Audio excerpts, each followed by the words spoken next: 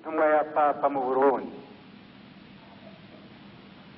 nyenicubahiro umwepiskopi wa Muyinga ukaba urongoye inama y'abepiskopi gatolika y'u Burundi, bene icubahiro bepiskopi b'Eklezia Katolika mwashitse ngaha kudufasha uru rubanza,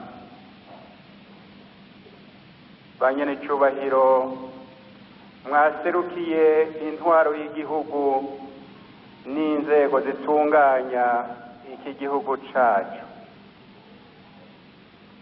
ba nyenicubahiro mwese muvuka muri diyoseze yacu,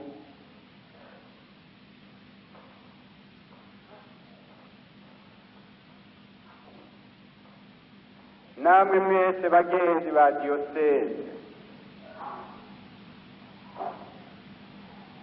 basaseredoti b'umukama, ntore za rugira muri mwibanga ryo kwihebera Imana, banyakubahwa banyenama mwaserukiye abandi mw'isasa ry'inama y'umuryango wa diyoseze ya Ngozi, banyakubahwa mwese bakristu barayike ba diyoseze ya Ngozi, Kristu umwami, Kristu umwami. Nguyu umunsi Eklezia muryango y'Ingozi yari imaze igihe irindiriye. Imana ishimwe kandi ishimagizwe kwibudushikanye ko tugishobora kuyihaya, nkundire mbere tuyihe impundu kuri uyu munsi wayo.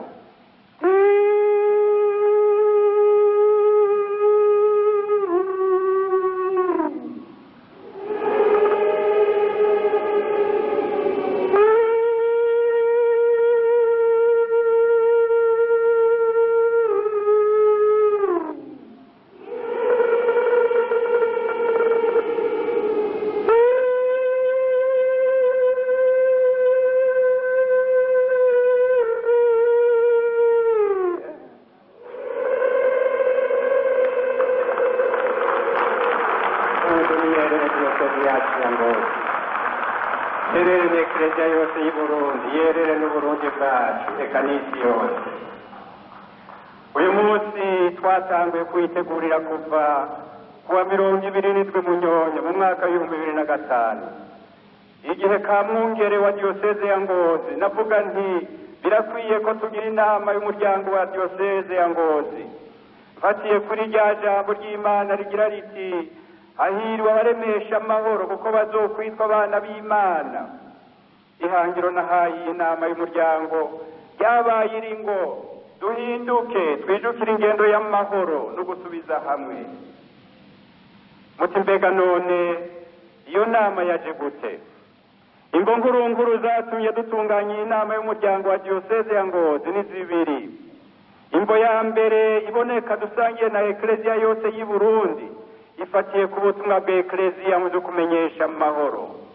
Kuva igihugu cyacu kigiye mu bihe byo kwikukira, n'icigeze gihengeshanya kuja kiragwa mu gwimo berukamengo ni nkakaroke. Ubwo gwimo narwo rwerekana inzankano, ugukumirana, agakengerwe, induru n'ingwano, biciye ku biri n'inkuru nziza y'urukundo n'amahoro dushinzwe kumenyesha.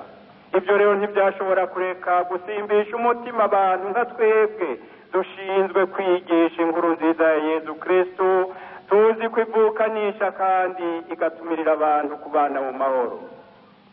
Nico gituma twese abungere b'Eklezia y'u Burundi twahavuye tukabona ko akwiye kuba inama z'imiryango ya diyoseze mu Burundi bwose, kugira ngo muri rusangi nka Eklezia twijukire kandi turushizeho kuba umwambiro w'amahoro no gusubiza hamwe muri iki gihugu cacu.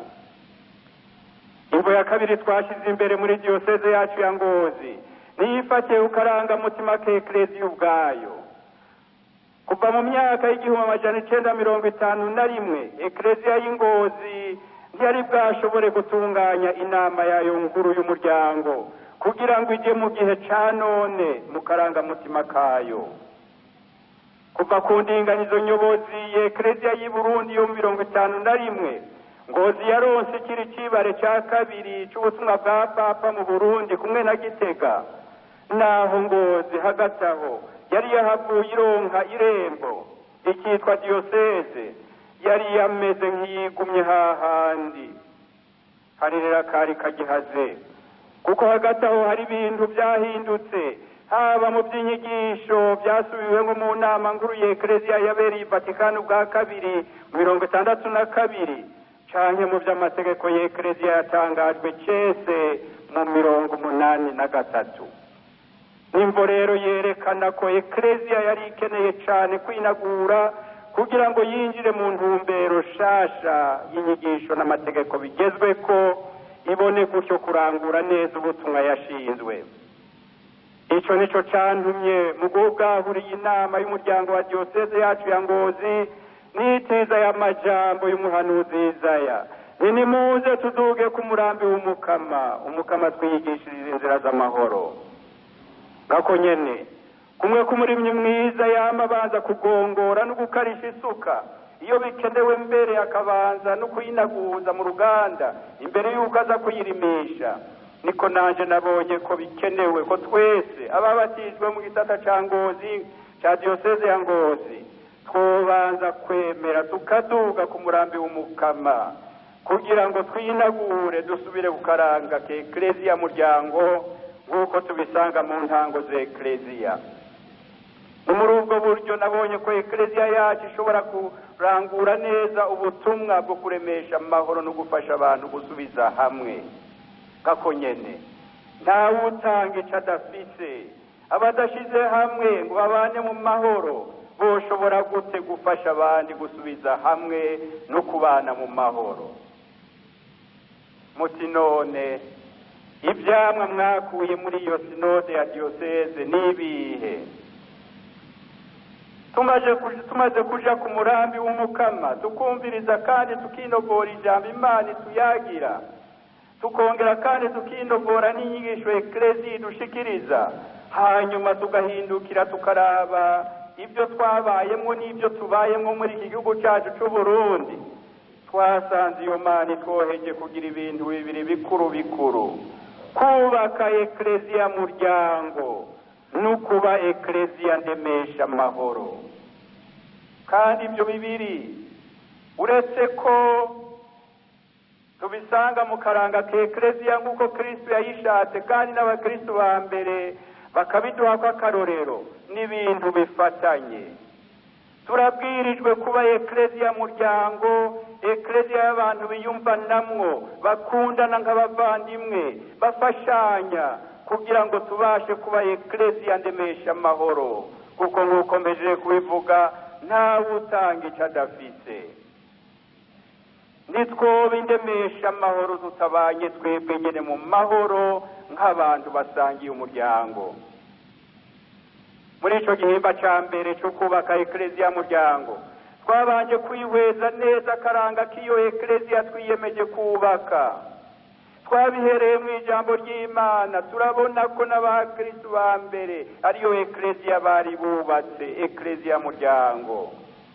Turaja mu nyigisho y'inama nkuru ya Vatikano ya kabiri aho yigisha ko Eklezia ari igihugu c'Imana, Eklezia ari ikoraniro ry'abasangira mutima. Duca twibukanya ko inama nkuru y'abepiskopi yari yerekeye umuce wa Afrika mu 1994 yaciye ibona ko mu majambo yumvikana tomoye ku banyafrika Eklezia twoyigereranya n'umuryango, kuko mu muryango abantu barashize hamwe bariyumvanamwo, ntibangana bose kandi ntibakora bimwe mugabo baranganya iteka. Kandi mu muryango mwiza ntawigira sindayibazwa mu bitunga n'ibitunganiriza umuryango no mu biwutera iteka. Byongeye abagize umuryango baritwararika gufashanya badasigana kuko bazi ko basangiye gupfa no gukira. Kumwe basokuru bacu bayamaze bati bisangiye imizi bisangira n'ukuma. Twandurutse ngaho rero tuvuga abatumwa bose iyo Eklezia ikeneye, iyo Eklezia muryango ingene botorwa bakaregwa kandi bakigenza, kuko muri iyo Eklezia bose babwirijwe kuba nk'abasuku. Duca turerekana ikibanza n'uruhara rw'abasaseredoti ikibanza n'uruhara rw'abihebeye Imana, ikibanza n'uruhara rw'abarayike muri rusangi, cy'abamenyeshamana n'abandi batumwa barayike muri iyo ekleziya muryango, kuko umwe wese arafise ikibanza n'uruhara rwiwe. Twarashimangiye ko inkingi remezo z'iyo ekleziya muryango zibwirijwe kuba ubwa mbere ingo z'abakristu, ingo z'abakristu zizi ibanga ryazo kandi zirigendera, na cane cane mu kwitwararika kuvyara neza no kurera neza. Ubwa kabiri, iyindi nkingi twabonye remezo n'imibano mito mito y'abakristu. Imibano mito mito y'abakristu izi kwiriho ngo izirasanganirira iwayo Yezu Kristu ayizanira inkuru nziza ibavukanisha, ikabigisha kuba indanga z'urukundo rwitwararikana rugatezanya imbere. Twaciye twibukanya ko icukurya gihambaye kibeshejeho kandi gihiteza imbere iyo ekleziya muryango mu maparuwase no mu zindi nzego zose, ico cukurya imbere ya byose ni ijambo ry'Imana. Ijambo ry'Imana ryakiriwe n'abakristu bakemera ko ribahindurira ubuzima bakaba bashasha. Arico gituma babwirijwe kwijukira gutunga ibitabo by'ijambo ry'Imana ngo babashe kurisoma no kurizirikana bitabagoye. Ubwa kabiri mu by'ukurya biteza imbere iyo ekleziya muryango n'amabwirizwa y'Imana na ekleziya, amasakaramentu, ugusenga n'ayandi masabamana, kuko ibyo byose bidufasha kubaka iyo ekleziya muryango, na cane cane iyo tugiye turazirikana ayo mabwirizwa duhimbaza n'ayo masakaramentu tuyerekeza ku buzima bw'imibano yacu ya misi yose. Muri ico gice ca mbere aho hose hari hakenewe ko dutanga intumbero canke dutanga ingingo zitomoye, twarabigize, muzobisanga muri ico gitabo. Byongeye ico gihimba gisozerwa n'indinganizo zirimwo ingingo zitomoye kandi zibwirizwa gufatwa nk'amategeko mu bisata bitanu: mu gisata cyo gutunganya inama nkuru ya paruwase, mu gisata cyo gutunganya inama ntunganya amatungo ya paruwase, mu gisata cy'itorwa n'indero y'abagomba kuba abasaseredoti, mu gisata cyo gutunganya ubuzima n'ubutumwa bw'abasaseredoti, no mu gisata cy'itorwa n'ubutumwa bw'abamenyeshamana muri diyoseze ya Ngozi. Izo ndinganizo zose muzozisanga mu byo twise imperekeza ziri mu mpera y'igitabo. Imperekeza ya gatandatu ni inyigisho ntangamuco mu vyerekeye imperezwa muri ekleziya yacu. Yezu amye urumwami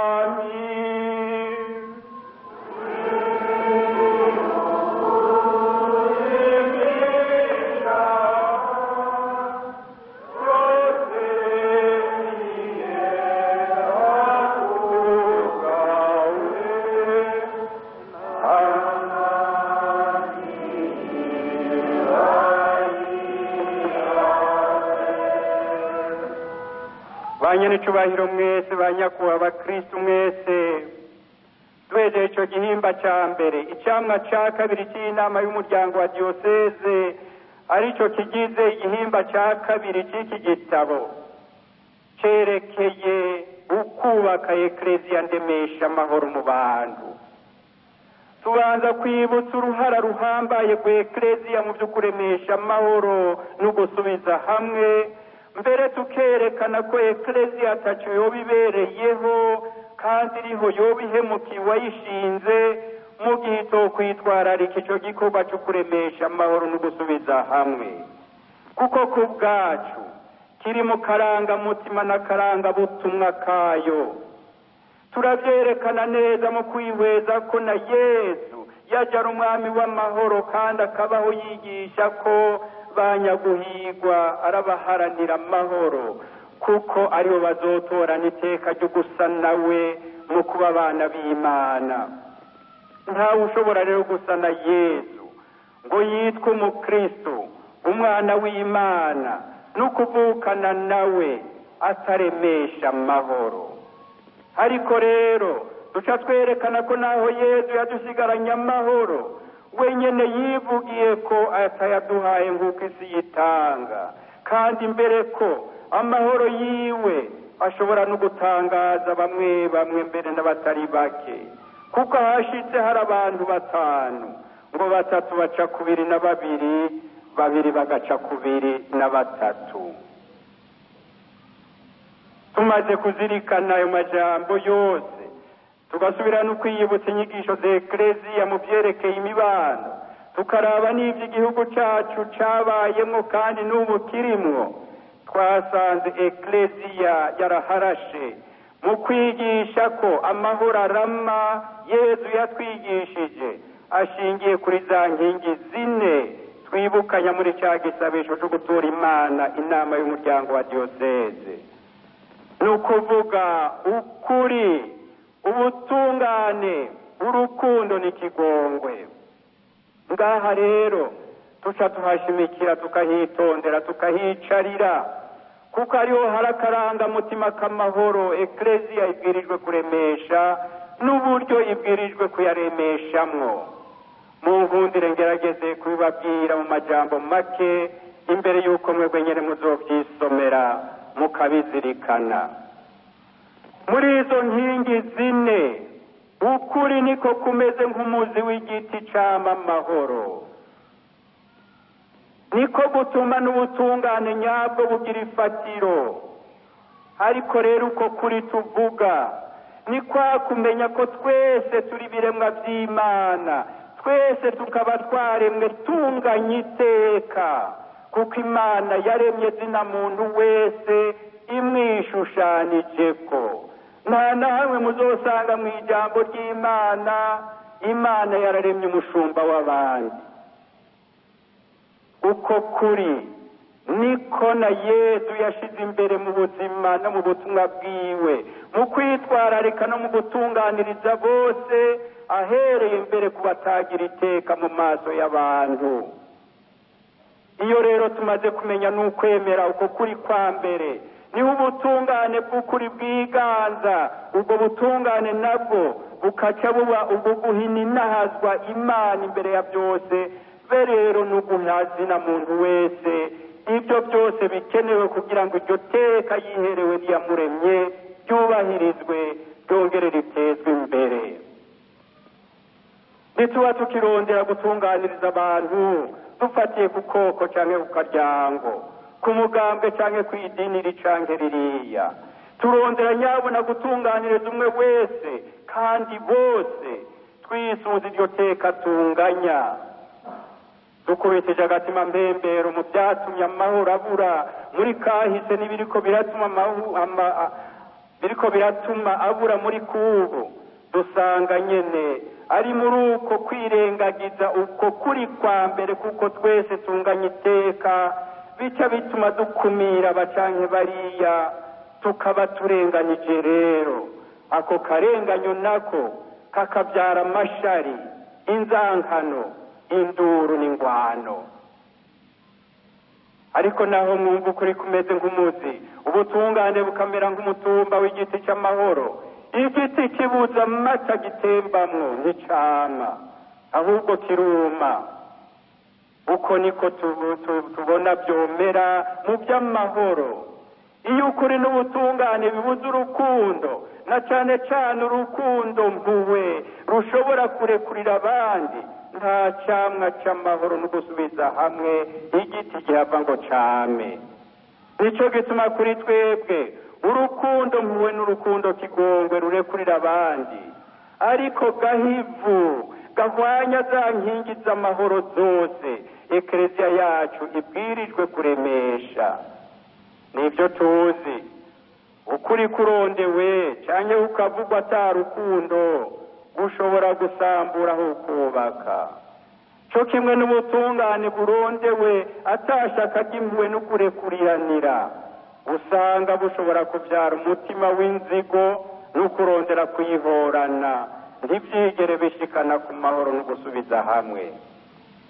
Nico gituma na Yesu umwami w'amahoro yaje ari rukundo rwa data, aza ari ikigongo ca data mu bantu. Nitwibuke ingene Yesu wenyene ubwiwe yatanze ikigongwe gushika no kubari ko baramubamba ku musaraba. Twibuke ingene inyigisho ziwe zishimikira kenshi kukugiriranira ikigongo ubudaharura gushika no ku mwanzi wawe ubwirijwe gukunda no gusabira. Aranasaba mbere ko uwacumuweko yoba ari wagira intambwe ya mbere ngo aze gusubiza hamwe n'uwamucumuyeko.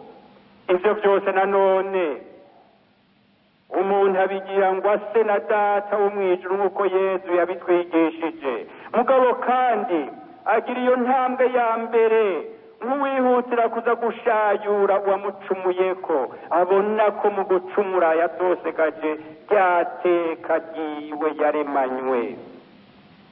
Ivyo nivyo bica inzira yo gusubiza hamwe kandi bigatanga amahoro y'umutima kuri bombi. Ayo mahoro y'umutima niyatuma abantu baba abanyamahoro gutyo bakaba baremesha amahoro. Mu kurondera no mu kuremesha amahoro, Eklezia ifise igikorwa nk'ic'umwambiro mu gikandu, ic'umunyu mu mfungurwa, ic'umuco mu mwijima w'isi. Umunyu ntusubirira imfungurwa, umwambiro ntusubirira igikandu. Amahoro Eklezia iharanira ntatunganywa nk'aya politike. Uruhara runini rwa mbere rw'Eklezia ruca ruba ukwigisha no guhanura, kandi Eklezia ntibigira ngo nuko yinginzwe canke ibona biryohera bisi, ibwirijwe kubigira nyabuna ngo igamburukire uwayishinze kuko biri mu karanga kayo. Hako nyene iyo umunyu baba babanza kubaza ibifungurwa ko wobirunga, ubwo imfungurwa zokunze igihe cose. Iyo umwambiro uba wabanza kubaza igikandu ko kibukeneye, ubwo cowemereye igihe cose. Ariko murabona ko byose bikorana kugira ngo umukate w'umukate, inzoga nayo ishe kandi ryohe. Turemera rero ko Eklezia ibwirijwe gukora ishimitse mu byo kuremesha amahoro, mugabo igakora bwa mwambiro mu gikandu. Nico gituma Yesu yavuze ati ndabasigaranye amahoro mugabo sindayabahaye nguko isi yatanga. Iyo niyo ntumbero yacu. Twiyemeje rero kwigisha iby'amahoro dushimikiye ku nkingi zine zishigikirana. Twemeye kandi kwitanga kw'akarorero mu kuba Eklezia muryango, aho abayigize bemera ko bose banganya iteka nko mu muryango naho bose badakora bimwe. Tuzobigira tubicishije mu nyigisho zitangirwa cane cane mu nzego z'Eklezia, mu ngo z'abakristo, mu mibano mito mito y'abakristo, mu maparuwase. Twiyemeje ko muri izo nzego zose twoza turaba nk'ibimuri bituma abandi babona iyo bapfa n'iyo bajya mu rugamba rwo kuremesha amahoro no gusubiza hamwe. Twiyemeje kandi kwama dukorana n'ayandi madini, kuko turazi kandi turemera ko urugamba rw'amahoro rusaba ingufu za bose.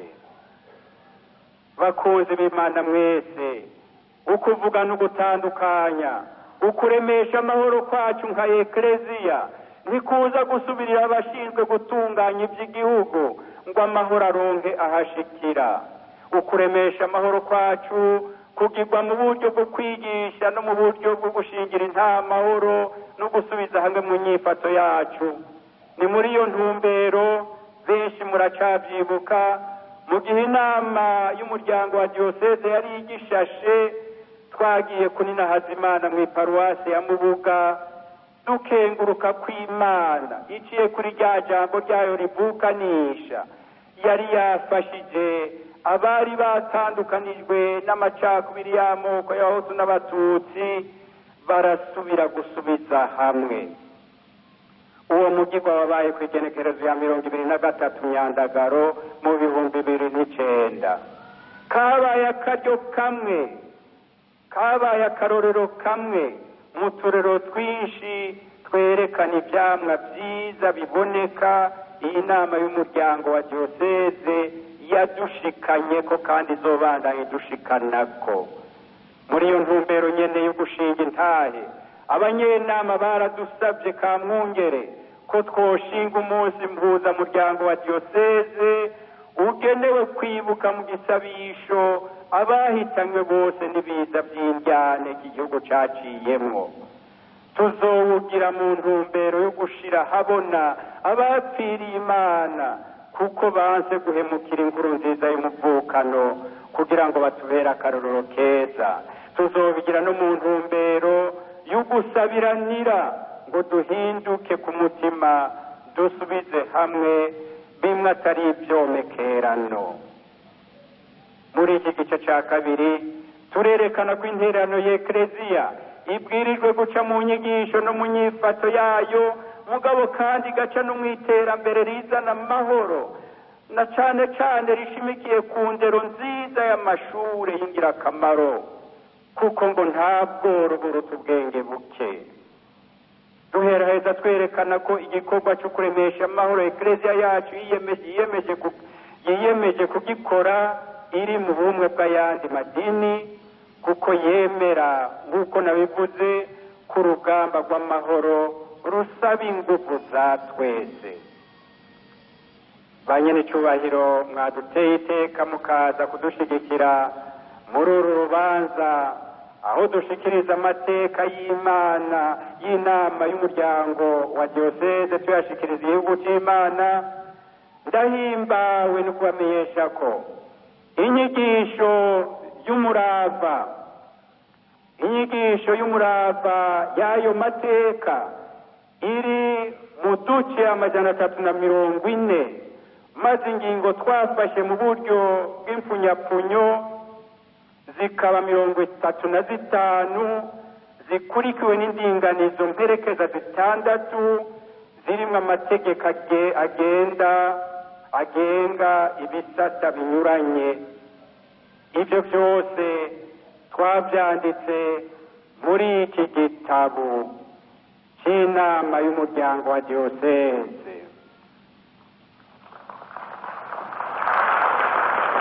Iki gitabo kiri mu Kirundi no mu Gifaransa, kikagira impapuro 344, udashizemo impapuro 2 z'urutonde rw'ibirimwo twongeyemo kuko zari zibagiwe mu iyandikiro.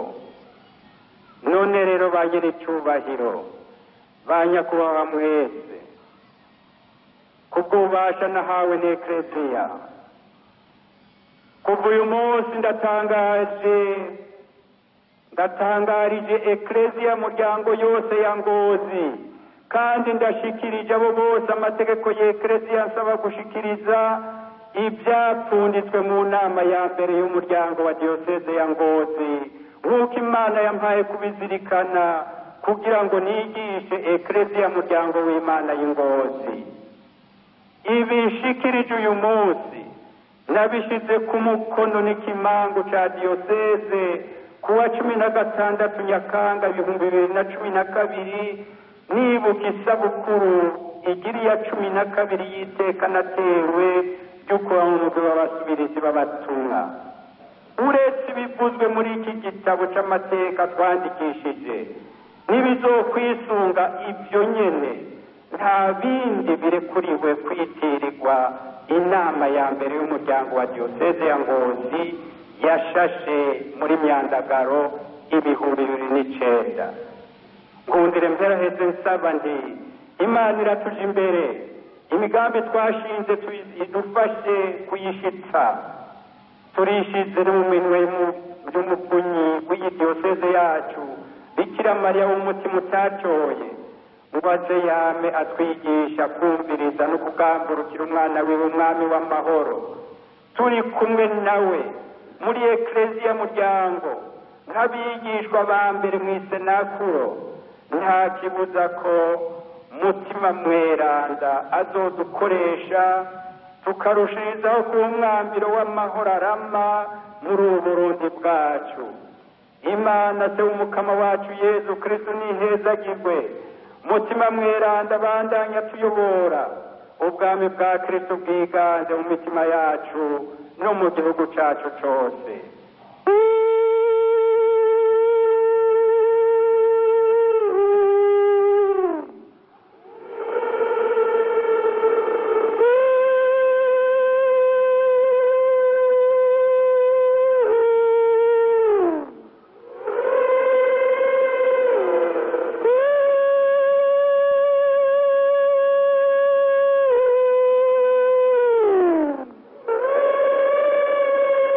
Murakoze.